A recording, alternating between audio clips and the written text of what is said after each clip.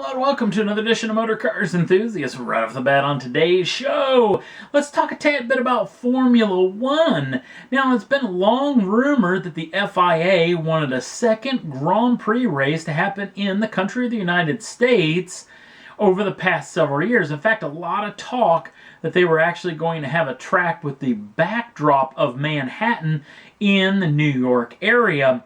But that particular deal has never really gotten off the ground, and now, just over the past several days, the FIA has made an announcement that they're now in talks with a circuit that could happen in the state of Florida, in Miami, Florida to be exact. And this is a circuit that you may have seen before if you're a racing fan, because the IMSA series has raced there several times along with the IndyCar series. Now, it's a temporary road course set up inside of the city of Miami. And here's the real trick of this deal. Now, this is going into talks over this next week after the taping of this program. They're going to go into some talks, and if this thing does get approved by not only the city of Miami and the officials around there, but the FIA as well, construction will start on this circuit coming up in October of 2018 with a 2019 Grand Prix date on the Formula One circus calendar. So this could be very, very interesting to see whether this deal actually comes to fruition or not. And if it does, or even if it doesn't, we'll definitely keep you in tune of what we hear. Sticking a tad bit with the Grand Prix theme, the Brabham name is back in the news for this track day star. Now, you may remember Sir Jack Brabham, ex-Formula One racer from back in the day. In fact, won 35 Grand Prix victories. Well, his son David Brabham, who was also a racer himself, along with his brother Jeff, who actually raced in Formula One for a handful of years, are bringing back the Brabham name with this track day star only. In fact, it's track only. It's not an actual production car for the streets. This is known as the Brabham BT62. This vehicle is actually going into production very, very soon. In fact, they're talking about orders actually heading out to customers in late 2018, maybe the third quarter or the fourth quarter of this year. Now, the vehicle's got a hefty price tag at $1.4 million, but you get quite a bit for that. In fact, you actually get a lot of track time with the Brabham folks. What they're going to be able to do is help you come to grips with actually how this vehicle handles, along with actual some setup changes and obviously getting your feet wet with this particular machine.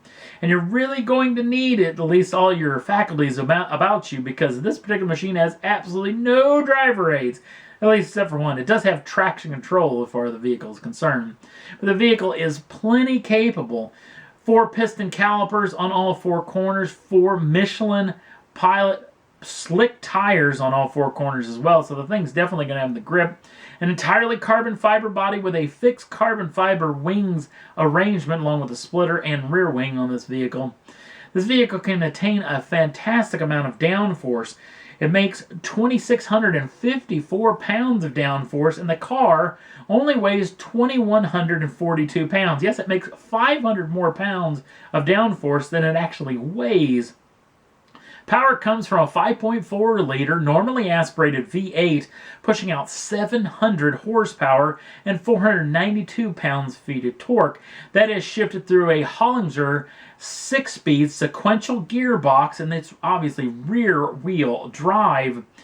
Now, they're only going to build 70 of these for the world for the 70 years of the Brabham name in racing. And the first 35 of these machines are going to be pretty special because they're all going to have paint schemes harkening back to that 35 Formula One wins by Sir Jack Brabham. So this is an interesting piece of kit. It'll be interesting to see just how well it sells. I'm assuming they're just going to sell out of all of them. Production will start in Adelaide, Australia very, very soon. Again, with vehicles getting into owners' hands in the back part of 2018. When we hear more about this, you'll definitely hear more about this particular vehicle. Last up on the list, and a weirder story that happened just over the past several days. In fact, it happened on May the 3rd, just last Thursday. And the story actually maybe started that Wednesday the 2nd, possibly into early May 3rd, that Thursday morning, when a 2003 Dodge Ram was actually stolen from a local suburb around Warren, Michigan. The vehicle was then driven with several occupants inside of the vehicles, possibly upwards of 10, at least the early reports, to a Warren, Michigan lot housing a bunch of brand new, hot off the presses, brand new Dodge Rams. And they cut a hole in the fence of the facility and gained access and then stole upwards of 11 Rams. Now, the trick is this has basically been updated now to possibly only 8 Rams were actually stolen altogether. Early reports from the Warren, Michigan Police Department is that this was a very well orchestrated situation, that the possibility that this could have been a big bulk order for stolen automobiles. Think back to the last Gone in 60 Seconds movie. You can think of the theme of that particular film. That's possibly what was going on, that all these Rams are going onto a container ship very close, obviously a fair amount away, at least from Warren, Michigan. But the trick is, already 2 Rams have already been recovered, and they're both of the old body style variant of this. We're not for sure if the rest of them were the new body styles. Apparently the 2 that have actually been found have both run out of fuel, and that's where they were actually left alongside the road. So there's going to be a whole lot more to this situation. If you know anything about this deal, FCA is putting out a $1,000 bounty to anybody who can come up with a actual whereabouts of any more of the machines, nor with the folks that may be involved in this deal in an active arrest situation. You could get even upwards of $1,000. All you have to do is contact the Warren, Michigan Police Department. And we'll definitely keep you in tune if we hear more about this situation. And that's all there was that I thought was worth talking about for this edition of Motor Cars Enthusiast. Don't forget to like us over on the Facebook page. Links down in the show notes. Also, if you'd like to subscribe to the channel, you can do so at any time and get the first dibs on the brand new shows as soon as they come out. Thanks for watching, and we'll see you again real soon.